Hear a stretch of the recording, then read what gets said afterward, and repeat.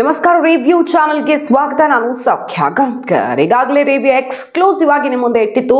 ರಾಜ್ಯ ಬಿಜೆಪಿಯಲ್ಲಿ ಇವತ್ತು ಬಹುದೊಡ್ಡ ಬೆಳವಣಿಗೆಯೊಂದು ಆಗ್ಲಿಕ್ಕಿದೆ ಅಂತ. ನಿನ್ನೆ ಏಕಾಏಕಿ ಭಾನುವಾರ ವಿಜಯೇಂದ್ರಗೆ ಡೆಲ್ಲಿ ಬುಲಾವ್ ಬಂತು. ನೆಲಮಂಗಲ ಟೋಲಲ್ಲಿದ್ದವರು ತಿರುಗಿಸ್ಕೊಂಡು ಹಾಗೆ ಡೆಲ್ಲಿಗೆ ಹಾರಿದ್ರು. ರಾತ್ರಿ ಅಲ್ಲಿ ವಿಜಯೇಂದ್ರಗೆ ಡೆಲ್ಲಿಗೆ ಬಂದು ಸೇರಬೇಕು ಅನ್ನುವಂಥ ಕರೆ ಬಂತು. ಇವತ್ತು ವಿಜಯೇಂದ್ರ ಜೊತೆ ಅಮಿತ್ ಶಾ, ನಡ್ಡಾ ಅವರ ಮೀಟಿಂಗ್ ಆಗಿದೆ. ಇದೇ ಹೊತ್ತಲ್ಲಿ ಯತ್ನಾಳ್ಗೆ ಮತ್ತೊಂದು ನೋಟಿಸ್ ಅಂತ ಮೊನ್ನೆ ಅಷ್ಟೇ ನೋಟಿಸ್ ಕೊಟ್ಟು ಉತ್ತರವನ್ನು ಕೇಳಿದ್ರು.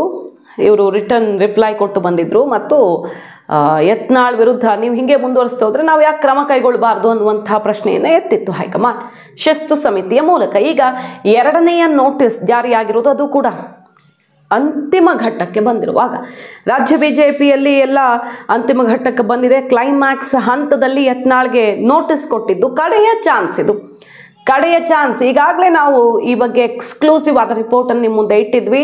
ರಾಜ್ಯ ಬಿಜೆಪಿಯಲ್ಲಿ ದೊಡ್ಡ ತಲೆದಂಡ ಫಿಕ್ಸ್, ಅಷ್ಟು ದೊಡ್ಡ ರಿಸ್ಕ್ ಅನ್ನು ತಗೊಳ್ಳೋಕೆ ರೆಡಿ ಆಗಿದೆ. ಹಲವು ದಿನಗಳಿಂದ ಹೈಕಮಾಂಡ್ ಎಚ್ಚರಿಸಿದ್ರು ಕೂಡ ಬಹಿರಂಗ ವಾಗ್ದಾಳಿ ಬಾಯಿಗೆ ಬಂದಂತೆ ಭ್ರಷ್ಟಾಚಾರ ಮತ್ತೊಂದು ಅಂತ ಯಡಿಯೂರಪ್ಪ ಮತ್ತು ವಿಜಯೇಂದ್ರ ವಿರುದ್ಧ ತೀವ್ರ ವಾಗ್ದಾಳಿನ ನಡೆಸ್ಕೊಂಡು ಬಂದಿದ್ರು ಯತ್ನಾಳ್. ಈಗ ಇದಕ್ಕೆ ಸಂಬಂಧಪಟ್ಟಂತೆ ಖುದ್ದು ಹಾಜರಾಗಿ ವಿವರಣೆಯನ್ನು ಕೊಡಿ, ಉತ್ತರ ಕೊಡಿ ಅಂತ ಮತ್ತೊಂದು ನೋಟಿಸ್ ಈಗ ಜಾರಿಯಾಗಿದೆ. 72 ಗಂಟೆ ಒಳಗಡೆ, ಅಂದರೆ 2-3 ದಿನ ಟೈಮ್ ಅವ್ರಿಗೆ ಡೆಡ್ ಲೈನ್, ಉತ್ತರಿಸಿ ಅಂತ.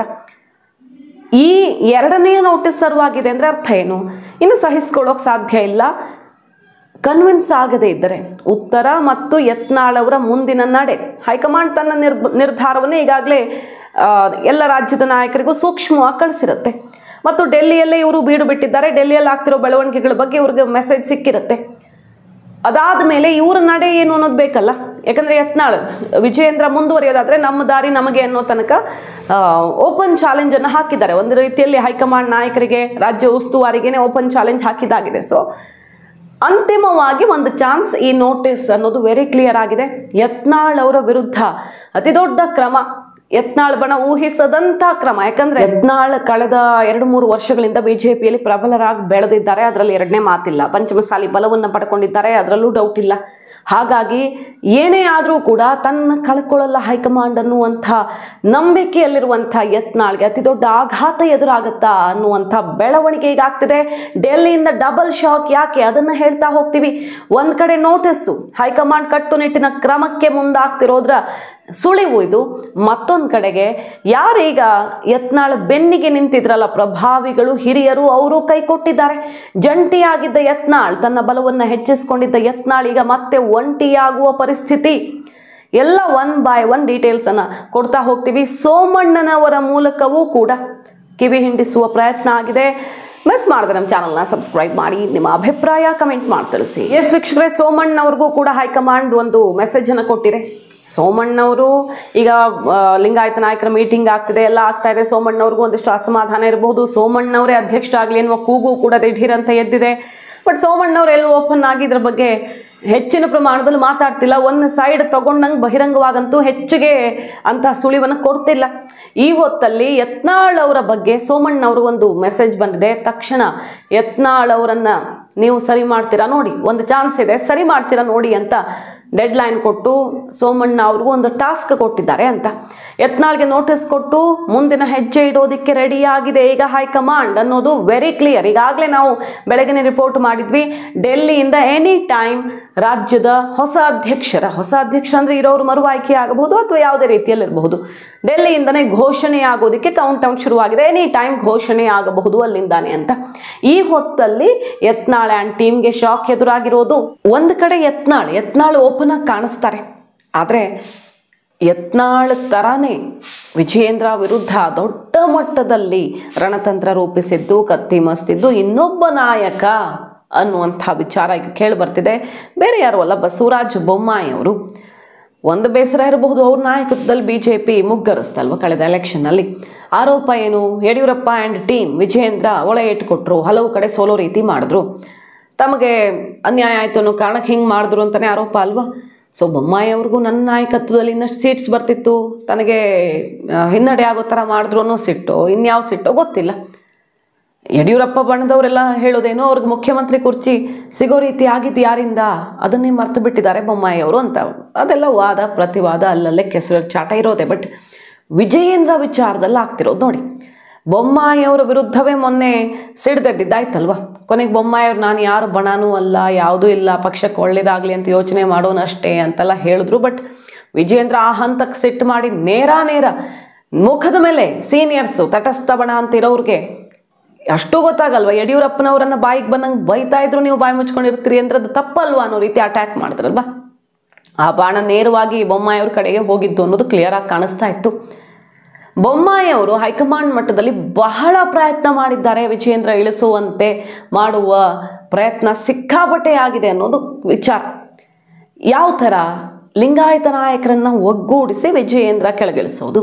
ವಿಜಯೇಂದ್ರ ಪಟ್ಟ ಕಟ್ಟಿದ್ದೇ ಲಿಂಗಾಯತ ನಾಯಕ ಅನ್ನೋ ಕಾರಣಕ್ಕೆ, ಯಡಿಯೂರಪ್ಪನವರ ಉತ್ತರಾಧಿಕಾರಿ ರೀತಿಯಲ್ಲಿ ಸಮುದಾಯವನ್ನು ಹಿಡಿದಿಟ್ಕೊಳ್ಳಬಲ್ಲರು ಅನ್ನೋ ಕಾರಣಕ್ಕಲ್ವ. ಬಟ್ ಆ ಬಲ ಅವ್ರ ಜೊತೆಗೆ ಇಲ್ಲವೇ ಇಲ್ಲ ಅಂತ ಪ್ರಬಲ ಲಿಂಗಾಯತ ನಾಯಕರನ್ನೆಲ್ಲ ಅವ್ರ ವಿರುದ್ಧ ನಿಲ್ಲೋ ರೀತಿ ಮಾಡಿಬಿಟ್ರೆ ವಿಜಯೇಂದ್ರ ಔಟ್. ಈ ಲೆಕ್ಕಾಚಾರ ಹಾಕ್ಕೊಂಡಿದ್ದ ಬೊಮ್ಮಾಯಿಯವ್ರಿಗೀಗ ಆಘಾತ ಎದುರಾಗಿದೆ. ಡೆಲ್ಲಿಯಲ್ಲಿ ಕಡೆ ಕ್ಷಣದ ಕಸರತ್ತು ಯತ್ನಾಳ್ ಆ್ಯಂಡ್ ಟೀಮ್ ಅಲ್ಲೇ ಬೀಡುಬಿಟ್ಟಿದೆ. ಎಲ್ಲರೂ ಮಾಡ್ತಿರೋದೇನಪ್ಪ ಅಂತ ಕೇಳಿದ್ರೆ, ಲಿಂಗಾಯತ ಪ್ರಮುಖ ನಾಯಕರನ್ನ ಸೇರಿಸ್ಕೊಂಡು ಹೈಕಮಾಂಡ್ ಮುಂದೆ ಹೋಗಿ ನಮ್ಮ ದಾಳ ಉರುಳಿಸಿದ್ರೆ ಖಂಡಿತ ವಿಜಯೇಂದ್ರಗೆ ಎಫೆಕ್ಟ್ ಆಗುತ್ತೆ ಅಂತ. ಬಟ್ ಹಲವು ನಾಯಕರು ಈಗ ಬರೋದಕ್ಕೆ ರೆಡಿ ಇಲ್ವಂತೆ. ಲಿಂಗಾಯತ ಪ್ರಮುಖ ನಾಯಕರು ಈ ಚಟುವಟಿಕೆಯಿಂದ ನಾವು ದೂರ ಇರ್ತೀವಿ, ಇದ್ಯಾಕೋ ಸರಿ ಕಾಣಿಸ್ತಿಲ್ಲ, ಹೈಕಮಾಂಡ್ ಲೆಕ್ಕವೇ ಬೇರೆ ಇದೆ, ಆಮೇಲೆ ನಾವು ಇನ್ನೂ ಅತಂತ್ರ ಆಗ್ತೀವಿ ಇವ್ರ ಜೊತೆ ಗುರುತಿಸ್ಕೊಂಡು ಅನ್ನೋ ಆತಂಕದಲ್ಲಿದ್ದು ಈ ರೆಬಲ್ ಬಣ ಅಥವಾ ತಟಸ್ಥ ಬಣ ಅಂತ ಹೇಳಿಕೊಳ್ಳೋರಿದ್ದಾರಲ್ಲ, ಲಿಂಗಾಯತ ಅಸ್ತ್ರದ ಮೂಲಕ ವಿಜಯೇಂದ್ರ ಹೊಡೆದು ಹಾಕೋಕೆ ಹೊರಟಿರೋರು ಅವ್ರಿಗೆ ಕೈ ಕೊಟ್ಟಿದ್ದಾರೆ ಪ್ರಮುಖ ನಾಯಕರು ಅನ್ನೋದು ಗೊತ್ತಾಗ್ತಿದೆ ನೋಡಿ. ಅರವಿಂದ್ ಲಿಂಬಾವಳಿ ಅವರು ಕೈ ಕೊಟ್ಟರು ರೆಬಲ್ ಬಣಕ್ಕೆ. ಸಂತೋಷ್ ಅವ್ರನ್ನ ಹೋಗಿ ಭೇಟಿಯಾದ್ರು, ಅವ್ರಿಗೂ ಇವ್ರಿಗೂ ಮುನಿಸಿತ್ತು, ಎಲ್ಲ ಸರಿ ಆಯಿತು, ಡ್ಯಾಮೇಜ್ ಕಂಟ್ರೋಲ್ ಆಯಿತು, ಸಂಧಾನ ಆಯಿತು ಅಂತ ಫೋಟೋ ಬಂತು. ಆದರೆ ಸಂತೋಷ್ ಅವ್ರ ಮೇಲೆ ಅರವಿಂದ್ ಲಿಂಬಾವಳಿ ಅವ್ರಿಗೆ ಏನೋ ಒಂದು ಅಸಮಾಧಾನ, ಇವ್ರ ತಾಳಕ್ಕೆ ತಕ್ಕಂಗೆ ಕುಣಿದು ನಾಳೆ ನಾವು ಅತಂತ್ರ ಆಗೋದು ಬೇಕಾಗಿಲ್ಲ ಅನ್ನೋದಂತೆ ಅವ್ರ ಮನಸ್ಥಿತಿ. ಹಾಗಾಗಿ ಅರವಿಂದ್ ಲಿಂಬಾವಳಿ ಅವರು ನಡ್ಡಾ ಅವ್ರನ್ನ ಭೇಟಿಯಾಗ ಬಂದ ಮೇಲೆ ಬೇರೆ ದಾರಿ ಹಿಡಿದಿದ್ದಾರೆ. ಈ ರೆಬಲ್ಗಳ ಜೊತೆ ಕಾಣಿಸ್ಕೊಳ್ತಿಲ್ಲ, ಇದಕ್ಕೂ ನನಗೂ ಸಂಬಂಧ ಇಲ್ಲ ಅಂತ ತಟಸ್ಥರಾಗಿ ನಿಜವಾಗಿಯೂ ತಟಸ್ಥರಾಗಿ ಕೂತ್ಬಿಟ್ಟಿದ್ದಾರೆ ಅವರು, ಬೇಡ ಅಂದ್ರೆ ಸವಾಸವೇ ಬೇಡ ಅಂತ. ಸೊ ಒಬ್ಬ ಪ್ರಮುಖ ನಾಯಕ ಹೊರಗಡೆ ಹೋದರು. ಅದೇ ರೀತಿ ಈಗ ಲಿಂಗಾಯತ ಪ್ರಮುಖ ನಾಯಕರು ಬಹಳಷ್ಟು ಜನ ಈ ಟೀಮಿಂದ ಔಟ್ ಆಗ್ತಿದ್ದಾರೆ, ನಮ್ಗೆ ಸಹವಾಸ ಬೇಡಪ್ಪ ಅಂತ ಅನ್ನೋದು ರೆಬಲ್ ಬಣಕ್ಕೆ ಮತ್ತೊಂದು ಆಘಾತ. ಯಾವಾಗ ಹೈಕಮಾಂಡ್ ಸಂತೋಷ್ ಅವರ ಆಶೀರ್ವಾದ ಇದ್ದೂ ಕೂಡ, ಸಂತೋಷ್ ಅವರ ಬಲವನ್ನು ತಗೊಂಡೂ ಕೂಡ ಡೆಲ್ಲಿಯಲ್ಲಿ ಹೈಕಮಾಂಡ್ ನಾಯಕರನ್ನು ಭೇಟಿಯಾಗೋದಕ್ಕಾಗದೆ ನಮಗೆ ಮುಜುಗರ ಆಯಿತು ಅನ್ನೋ ಪರಿಸ್ಥಿತಿಗೆ ಬಂತು. ಡೆಲ್ಲಿಗೆ ಹೋಗಿ ಬಾಗಿಲು ಬಂದ್ ಮಾಡಿದ್ರಲ್ಲ ಹೈಕಮಾಂಡ್ ನಾಯಕರು, ನಮಗೊಂದು ಚಾನ್ಸು ಕೊಡಲಿಲ್ಲ ಭೇಟಿ ಮಾಡೋಕೆ ಅನ್ನುವಂಥ ಮುಖಭಂಗ ಆಯಿತು. ಆಗಲೇ ಹಲವರು ಇದ್ಯಾಕೋ ಸರಿ ಬರ್ತಿಲ್ಲ, ನಾವು ಸಿಕ್ಕಾಕ್ಕೊಳ್ತೀವಿ, ಇವರ ಬೆನ್ನಿಗೆ ನಿಲ್ಲೋಕೆ ಹೋಗಿ ಏನೋ ನಿರ್ಧಾರಕ್ಕೆ ಬಂದಿದ್ದು. ಈಗ ಮತ್ತೆ ಡೆಲ್ಲಿಗೆ ಹೋಗಿದ್ದಾರೆ. ಸೋಮಣ್ಣನವರ ಗೃಹ ಪ್ರವೇಶ ಕಾರ್ಯಕ್ರಮ ಪೂಜೆ ಇದೆ, ಆ ಹೆಸರಲ್ಲಿ ಹೋಗಿರೋದು. ಆದರೆ ಅಲ್ಲಿ ಮತ್ತೊಂದು ಸುತ್ತಿನ ಮಾತುಕತೆ ಮಾಡಿ ಹೈಕಮಾಂಡ್ ನಾಯಕರನ್ನು ಹೇಗಾದರೂ ಮಾಡಿ ಭೇಟಿ ಆಗಬೇಕು ಅನ್ನೋ ಪ್ರಯತ್ನ ಆಗ್ತಿದೆ. ಮತ್ತೊಮ್ಮೆ ಈಗ ಹೈಕಮಾಂಡ್ ನಾಯಕರು ಅವಕಾಶ ಕೊಡದೆ ಖಾಲಿ ಕೈಯಲ್ಲಿ ಕಳಿಸ್ತಾರ, ಏನು ಸಂಧಾನ ಕೂರಿಸ್ತಾರ, ಕಡೇ ಚಾನ್ಸು ಅಂತ ನೋಡಬೇಕು.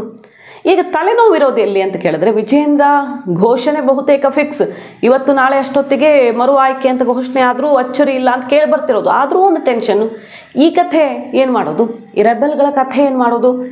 ಆ್ಯಕ್ಷನ್ ತಗೊಳ್ಳೋದು ಸುಲಭ, ಅದೇ ಕಾರಣಕ್ಕಲ್ವ ಇಷ್ಟು ದಿನ ಆ್ಯಕ್ಷನ್ ತಗೊಳ್ಳೋದೇ ಇದ್ದಿದ್ದು. ಸುಮ್ಮನೆ ಒಂದು ಸಮಸ್ಯೆ ತಂದಿಟ್ಕೊಳಂಗಾಗುತ್ತೆ. ಪಕ್ಷಕ್ಕೆ ಒಂದು ಬಣ ಏನು ಮಾಡೋಕ್ಕೂ ತಯಾರಿ ಅನ್ನೋ ರೀತಿ ಸಂದೇಶ ಬೇರೆ ಕೊಡ್ತಿದ್ದಾರೆ. ವಿಜಯೇಂದ್ರನೇ ಕಂಟಿನ್ಯೂ ಆಗೋದಾದ್ರೆ ನಮ್ಮ ದಾರಿ ನಮಗೆ ಅನ್ನೋ ತನಕ ಮೆಸೇಜ್ ಕೊಡ್ತಿದ್ದಾರೆ. ಏನು ಮಾಡ್ಬೋದು, ಇರೋದ್ರಲ್ಲೇ ಬೆಸ್ಟ್ ಏನು ಮಾಡಬಹುದು ಅನ್ನೋ ಆಲೋಚನೆಯಲ್ಲಿದ್ದು ವಿಜಯೇಂದ್ರ ಘೋಷಣೆಯ ಬಳಿಕ ತಕ್ಷಣಕ್ಕೆ ಕ್ರಮ ತಗೊಳ್ಳೋದು ಬೇರೆಯೊಬ್ಬರ ಮೇಲೆ, ಅಥವಾ ಸ್ಥಾನಮಾನದ ಮೂಲಕ ಏನಾದರೂ ಸರಿದೂಗಿಸೋದು, ಈ ರೀತಿ ಕಡೆ ಕ್ಷಣದ ಲೆಕ್ಕಾಚಾರವನ್ನು ಹಾಕ್ತಿರೋದು. ಆದರೆ ಬೊಮ್ಮಾಯಿಯವ್ರ ಲೆಕ್ಕ ಅಥವಾ ಯತ್ನಾಳ್ ಅವ್ರ ಲೆಕ್ಕ ಸದ್ಯಕ್ಕಂತೂ ತಲೆ ಕೆಳಗಾಗಿದೆ. ರಾಮುಲು ಅವ್ರನ್ನ ಸೇರಿಸೋದಕ್ಕೆ ನೋಡಿದ್ರು, ರಾಮುಲು ಅವ್ರು ಬರ್ತಿದ್ದಂಗೆ ನಾನೇ ಅಧ್ಯಕ್ಷ ಆಗ್ತೀನಿ ಅಂತ ಅವ್ರು ಇನ್ನೊಂದು ಶಾಕ್ ಕೊಟ್ಟರು. ರಾಮುಲು ಆದರೂ ಓಕೆ ಅಂದ್ಕೊಂಡೇನೆ ರಾಮುಲು ಬಂದರೆ ನಮಗೇನು ಅನುಕೂಲ ಆಗುತ್ತೋ ಇಲ್ವೋ ಅನ್ನೋ ರೀತಿಯಲ್ಲಾಯಿತು ಕೊನೆಗೆ ರೆಬಲ್ ಬಣಕ್ಕೆ. ಸೊ ಪ್ರಮುಖ ನಾಯಕರು ಸೇರಿಕೊಂಡ್ರೆ ನಮಗಿನ್ನೂ ಬಲ ಬರುತ್ತೆ ಅಂದ್ಕೊಂಡಿದ್ದ ಲೆಕ್ಕಾಚಾರ ತಲೆ ಕೆಳಗಾಗಿ ಈಗ ಜಂಟಿ ಆಗಿದ್ದವರು, ನಮ್ಮ ಬಲ ಜಾಸ್ತಿ ಆಯಿತು ಅಂತಿದ್ದವರು ಮತ್ತೆ ಹೈಕಮಾಂಡ್ನ ನಡೆಯಿಂದ ರೆಡಿ ಇದ್ದೀವಿ ನಾವು ಎನಿ ಆ್ಯಕ್ಷನ್ಗೆ ಅನ್ನುವಂಥ ಮೆಸೇಜ್ ಬರ್ತಾ ಇದ್ದ ಹಾಗೆ ಈಗ ಮತ್ತೆ ರೆಬೆಲ್ ಬಣ ಅಂತ ಗುರುತಿಸ್ಕೊಂಡಿದ್ದವರು ಒಂಟಿಯಾಗಿ ವಿಜಯೇಂದ್ರ ವಿರುದ್ಧ ನಿಲ್ಲೋ ಪರಿಸ್ಥಿತಿಗೆ ಬಂದಂಗೆ ಕಾಣಿಸ್ತಾ ಇದೆ. ಕಾದು ನೋಡಬೇಕು ವಿಜಯೇಂದ್ರ ಮರು ಆಯ್ಕೆ ಡೆಲ್ಲಿಯಿಂದಲೇ ಘೋಷಣೆ ಆಗುತ್ತೆ ಅಂತ ಕೇಳಿ ಬರ್ತಿದೆ. ಮತ್ತಷ್ಟು ಆಲೋಚನೆ ಮಾಡಿ ರೆಬಲ್ ಬಣಕ್ಕೆ ಏನು ಮಾಡೋದು, ಏನಾದರೂ ಆಯ್ಕೆ ಇದೆಯಾ ಅಂತ ಹೈಕಮಾಂಡ್ ಈಗ ಕೊನೆ ಸುತ್ತಿನ ಕಸರತ್ತನ್ನು ನಡೆಸ್ತಾ ಇದ್ದು, ಸಿಕ್ಕಿರೋ ಕೊನೆ ಚಾನ್ಸನ್ನು ಯತ್ನಾಳ್ ಬಳಸಿಕೊಂಡು ಸೋಮಣ್ಣವರ ಬುದ್ಧಿ ಮಾತಿಗೆ ಕಿವಿಗೊಟ್ಟು ಅಚ್ಚರಿಗೆ ಕಾರಣ ಆಗ್ತಾರೋ, ಅಥವಾ ಈಗ ಅವರೇ ಹೇಳಿದಂತೆ ವಿಜಯೇಂದ್ರ ಮುಂದುವರೆದಿದ್ದೇ ಹೌದಾದರೆ ನಮ್ಮ ದಾರಿ ನಮಗೆ ಅಂತ ಬೇರೆಯದ್ದೇ ದಾರಿ ಹಿಡಿದು ಹೈಕಮಾಂಡ್ಗೆ ಸೆಡ್ ಹೊಡಿತಾರ ಅನ್ನೋದೇ ಈಗಿರುವಂತಹ ಅತಿ ದೊಡ್ಡ ಟ್ವಿಸ್ಟ್ ರಾಜ್ಯ ಬಿಜೆಪಿಯಲ್ಲಿ. ರಾಜ್ಯ ಬಿಜೆಪಿಯ ದಿಕ್ಕು ದೆಸೆಯನ್ನು ಬದಲಿಸಬಲ್ಲಂತಹ ಒಂದು ಬೆಳವಣಿಗೆ ಆಗಬಹುದು. ಯತ್ನಾಳ್ ಬೇರೆ ದಾರಿಯನ್ನು ಹಿಡಿದಿದ್ದೇ ಹೌದಾದರೆ ನೋಡೋಣ. ಮಾಹಿತಿ ನಿಮ್ಗೆ ಇಷ್ಟ ಆಗಿದ್ರೆ ಮಿಸ್ ಮಾಡದೆ ನಮ್ಮ ಚಾನಲ್ನ ಸಬ್ಸ್ಕ್ರೈಬ್ ಮಾಡಿ, ನಿಮ್ಮ ಅಭಿಪ್ರಾಯ ಕಮೆಂಟ್ ಮಾಡಿ ತಿಳಿಸಿ. Thank you.